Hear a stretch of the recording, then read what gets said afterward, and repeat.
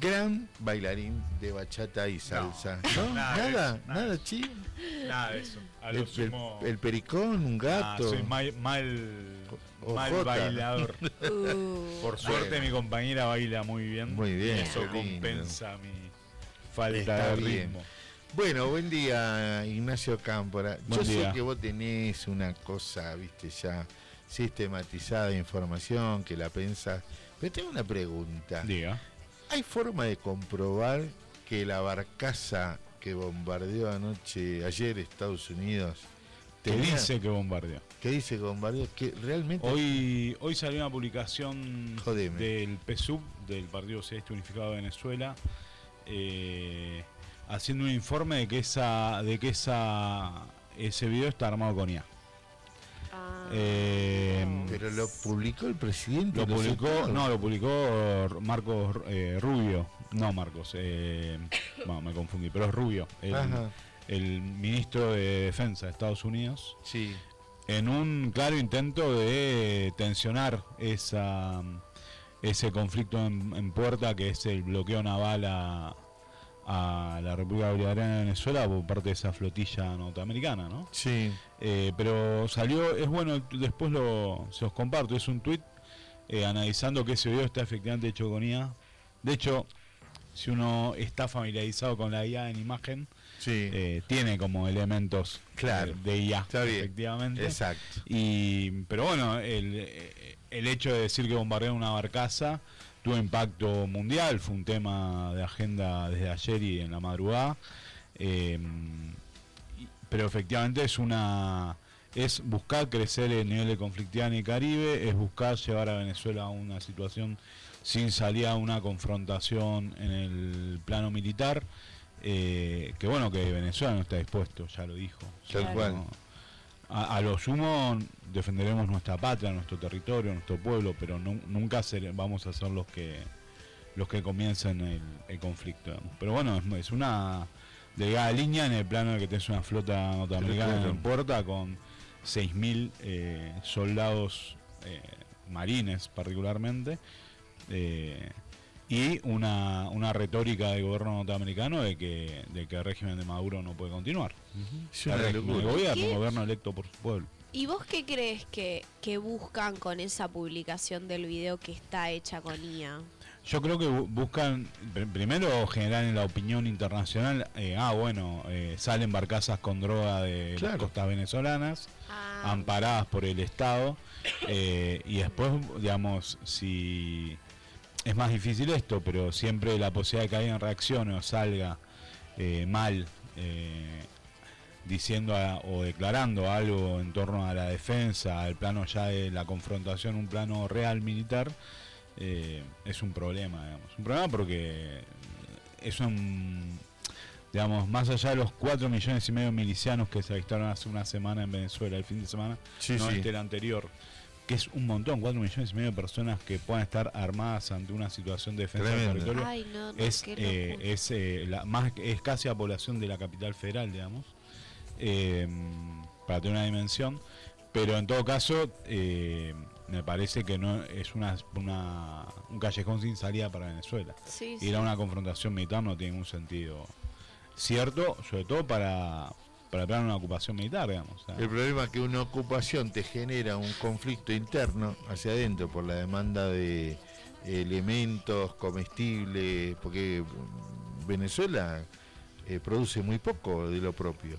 Sí, Venezuela, si bien en los últimos años logró cierto nivel, o por lo menos recomponer parte de su producción agropecuaria, particularmente carne y lácteos, también algo de verduras de consumo diario, ha mejorado bastante, pero ellos dependen particularmente de las importaciones de Colombia, principalmente. Correcto. Que se normalizaron con el gobierno de Petro, obviamente. Y después de las importaciones también de Brasil. Está bien, en parte, cierto, digamos. Es cierto. Pero hay que decirlo, de gobierno. Sí, hay que decirlo, al calor de las guarimbas o de ese conflicto ya hace unos 8 años o 6 años, Venezuela, uno de los ejes que tuvo el gobierno de Maduro fue volver a desarrollar la industria alimenticia o volver a ponerla en valor, porque mucha industria estaba paralizada por falta de insumos o de repuestos, sea de materia prima o de repuestos para su misma estructura de producción. Bueno, eso en los últimos 2 años Venezuela logró de nuevo tener una capacidad productiva propia, que la tenía instalada pero la tenía obsoleta o fuera de servicio, Claro. por esto que decía, y eso de alguna manera suple fuertemente. Y después los acuerdos comerciales, que a pesar del bloqueo con Estados Unidos y la Unión Europea, la economía venezolana pudo recomponer principalmente con la India, con Turquía, con China y con países sobre todo de Medio Oriente. Correcto. En el año 2003 hice un intento de posgrado y me cursé con muchos venezolanos y venezolanas. Y ellos me explicaban que merced a la bonanza del petróleo, prácticamente se importaba todo. Todo se importaba. Entonces, por esa época el INTA manda una misión de trabajadores técnicos, profesionales y demás a Venezuela por pedido de gobierno, fue un convenio gobierno-gobierno. Sí. Y claro, lo que se encontraron era que fueron a desarrollar en sectores de tierras posiblemente productivas, fueron a desarrollar algunos cultivos, Sí. sobre todo producción pecuaria, o sea, producción de ganado, ¿sí? Sí. De carne. Y uno de los problemas más importantes que encontraron era la falta de mano de obra que tuviera capacidad de desarrollarlo en el corto plazo, porque no había una tradición en esa región en particular de producción, por ejemplo, ganadera. Perfecto. Mejor explicación imposible. Porque, bueno, el ganado efectivamente venía en general en esa época fundamentalmente de Colombia, pero mayoritariamente y en gran cantidad. Colombia es un gran productor ganadero. Nosotros por ahí lo tenemos fuera del eje más cercano en nuestro mapa de los productores ganaderos o agropecuarios y demás, pero Colombia es un gran productor. Mirá. En la parte norte de Sudamérica. Bueno, y más allá de esto, que en realidad casi sería noticia en desarrollo, cada miércoles vamos a ir teniendo información de eso. Totalmente. ¿Cuál es la agenda internacional que te ocupó la atención esta semana? Mira, el 31 de agosto arrancó la cumbre de Shanghái, así se llama, que es la organización de la cooperación de Shanghái en realidad. Arrancó en Tianjin, se desarrolló durante 2 días, durante 3 días. Bueno, además en el marco de que hoy en Shanghái, hoy en Beijing a la madrugada, se celebraron los 80 años de la victoria del pueblo chino sobre la ocupación japonesa.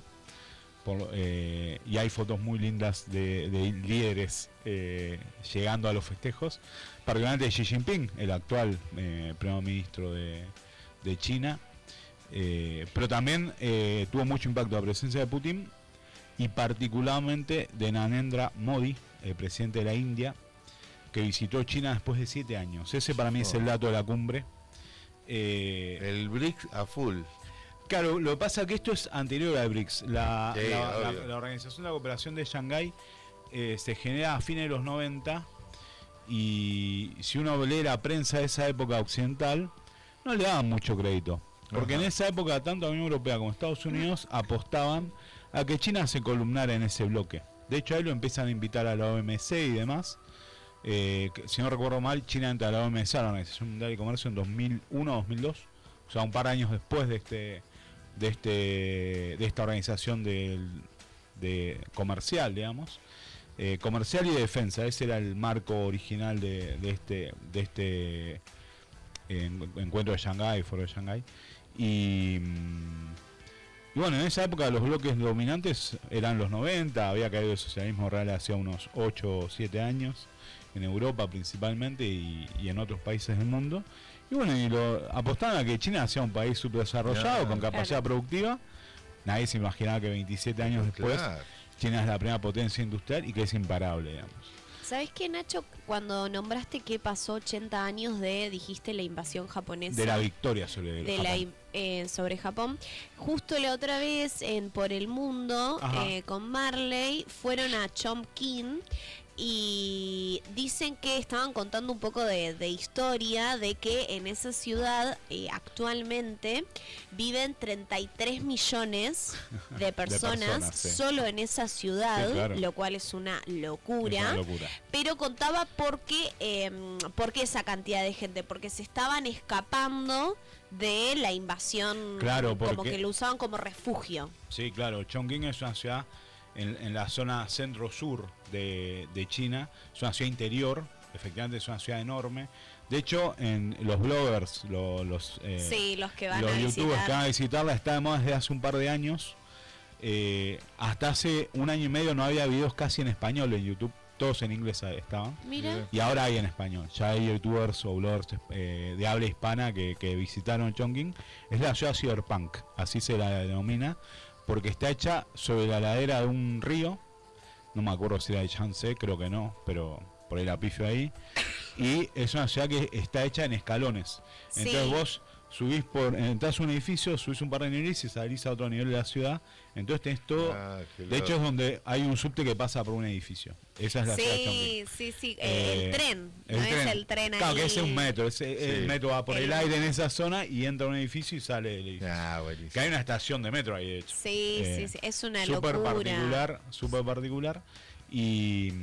Pero Chongqing fue parte de la estructura central de la defensa Eso contaban. del gobierno chino ya cuando se había perdido Shanghái, Beijing y sobre todo las Claro. ciudades grandes del norte sobre el mar de China. Digamos. Porque fue apenas en realidad la derrota es por culpa del propio Japón. Digamos, China había perdido sus principales ciudades.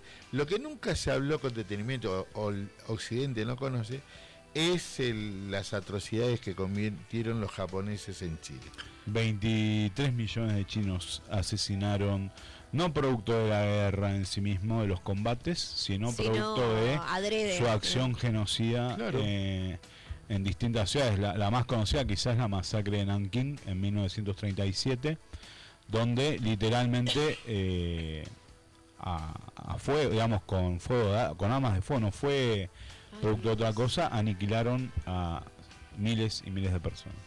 Wow. Esto lo digo porque Nacho lo tiene muy claro y entender que lo que nosotros estamos viendo hoy en Gaza, por ejemplo, Sí, claro. que Camila sacó el ejemplo de todas las naves que están yendo con ayuda. Está la flotilla yendo, efectivamente. 50 buques. ¿Llegarán? Mirá, lo hablamos acá hace varios meses. Esta es la flotilla número 29, si no recuerdo mal, o 28. Pero es la más numerosa, Claro. con 50 Eso te embarcaciones. Igual ya el Ministerio de Defensa de Israel dijo que iban a ser abordados como terroristas, digamos, lo cual da cuenta que no van a llegar, o que es altamente probable que no lleguen. De hecho, solo llegaron las primeras 3 flotillas realmente a Gaza. Después, todas las demás fueron detenidas en mar abierto por tropas israelíes, de la Armada o de las Fuerzas de Defensa. Algunas atacadas con drones, una este año fue atacada con drones. Hubo muertos producto del accionar israelí, no en las últimas, pero sí hace unos años. Claro. Por lo cual uno prevé que la reacción israelí va a ser de nuevo violenta, va a ser de nuevo privativa de esa ayuda humanitaria para Gaza, lo cual habla de nuevo de sostenimiento del genocidio por parte del Totalmente. Estado de Israel Y contra el una pueblo azatí. una impunidad impunidad. total. Ujú. ¿Sabes que yo le contaba a Wal fuera de aire que estuve viendo que el gobierno británico había anunciado que tenían o iban a acelerar el proceso de aquellos estudiantes de Gaza que tenían becas para que se vayan a Reino Unido? A Reino Unido, wow. Me pareció muy bueno, pero cuando me puse a investigar decía siempre que Israel autorice cada Claro, desplazamiento. porque al ser un territorio bloqueado justamente, para hacer de Gaza vos pasás por territorio israelí. No hay otra manera. Claro. Digamos, o sea, Ay, entonces, no. efectivamente, son dueños de tu vida, digamos. Las fuerzas, en este caso Defensa de Israel, así se llaman formalmente, definen la posibilidad que vos puedas, en este caso, hacer uso de una beca, estudiar, tener un futuro mejor para un pueblo que está siendo exterminado, ¿no? Lo brutal Sí. de eso es realmente terrible. Pero sí, Es así, toda salida o todo ingreso a Gaza está mediado por el poderío de Israel. Porque yo dije, bueno, qué bueno que bueno, alguien alzó la voz y en hechos, ¿no? Porque siempre lo que venimos hablando acá es, bueno, sí, la ONU dijo que Israel está haciendo genocida, por ejemplo. Esto, sí, claro. Salió este acuerdo. Sí, pero nadie está accionando contra Israel, nadie está parando. De hecho, hace unos días, al final de la semana pasada, hubo reunión del Consejo Europeo, del máximo organismo, digamos, de definición de la Unión Europea, y ahí hubo algo interesante, que es que efectivamente hubo países que proponían las sanciones económicas efectivas contra Israel, contra el Estado de Israel, pero por otro lado, Alemania se opuso fuertemente. Se opuso, fue Alemania, Inglaterra y otro más a sanciones económicas. Y eso es un problema, digamos. Porque claro, Francia, por ejemplo, había avanzado en que estaba a favor de las sanciones, España estaba a favor de las sanciones, pero te encontraste con el bloqueo alemán. Claro. Y si no es por consenso, o sea, si no están todos de acuerdo, no hay posibilidad de aplicar sanciones. Claro, queda indefinido, digamos. Claro. Entonces se rediscutirá cuando se vuelva a reunir con Consejo Europa, será en un mes, en un par de meses. Mientras tanto sigue el genocidio. Ahora viene, en un par de semanas, del 20 al 23, es la Asamblea Anual de Naciones Unidas. Tendremos el dudoso gusto de que Javier Milei hable en el Pleno de las Naciones Unidas. No sé qué irá. ¡Ay, Dios! Estoy pensando, puede ser nefasto. Pero también se le está negando el ingreso a Estados Unidos a la delegación palestina, de la Autoridad Nacional Palestina, que tiene derecho a ser escuchada en la Asamblea de Naciones Unidas, porque Estados Unidos está negando el visado, digamos, a las autoridades. Por lo cual, digamos, a pesar de acciones que existen y que se van dando y se suceden en todo el mundo en favor de Palestina, si esos organismos, en este caso las Naciones Unidas, se ven supeditados porque además quedan en Nueva York las Naciones Unidas, ese es el dato, ¿no? Ahí se desarrollan, se ven supeditadas a la falta de voluntad del Estado norteamericano o a la complicidad, en este caso, del Estado del gobierno de Trump con el gobierno de Netanyahu. Palestina podría quedarse sin voz en un momento clave de su historia en la Asamblea de Naciones Unidas. Así que eso también es un punto que hay que tener en mente. Ayer estuvimos en la embajada, una delegación de la AZA lo vi. Y de Intersindical de Derechos Humanos, estuvo el TANO, estuvo FAFI, nuestra compañera de Derechos Humanos, estuvieron compañeros de la UTE, de APA, de CIPREVA, de FEDUBA, del sindicato de la universidad. Súper interesante también, siempre actualizarse de cómo viene eso. Ni hablar. Aparte, no biribiri. No. Fue con el embajador, de ahí van a salir una serie de iniciativas que solamente a lo largo del mes daremos a conocer, y también sirvió para charlar tanto con Tilda Rabi como Rafael El Masri, que son dos de las personas impulsoras del Comité de Solidaridad Argentino con el pueblo palestino, que es histórico, que tiene más de 20 años, y que es hoy el que viene llevando adelante el tema de las movilizaciones que mensualmente se están dando acá en la ciudad de Buenos Aires, que las dos últimas fueron numerosas. Pero la reprimida. La anterior fue el sábado, que tuvo represión, también hubo un compañero detenido, y compañeros y compañeras con ciertos golpes producto de las fuerzas del orden, pero que aún así implica que empieza a haber una solidaridad activa con la lucha del pueblo palestino. Te desafío, con el diario del lunes, el miércoles con el diario del lunes, cómo puede incidir la política internacional el resultado de las elecciones en la provincia de Buenos Aires. Bueno, está bien, está buena la... No solamente porque si bien es provincial, preanuncia lo que va a pasar en octubre. Ahora, mi miedo, ¿qué puede pasar con este gobierno entre el 8 de septiembre y el 26 de octubre? Está bien. ¿Está? Está muy bien. Gracias, Nacho. Dale, saludos, chicos. Nacho Cámpora, nuestro internacionalista, columna especial del agujero del mate. Vamos.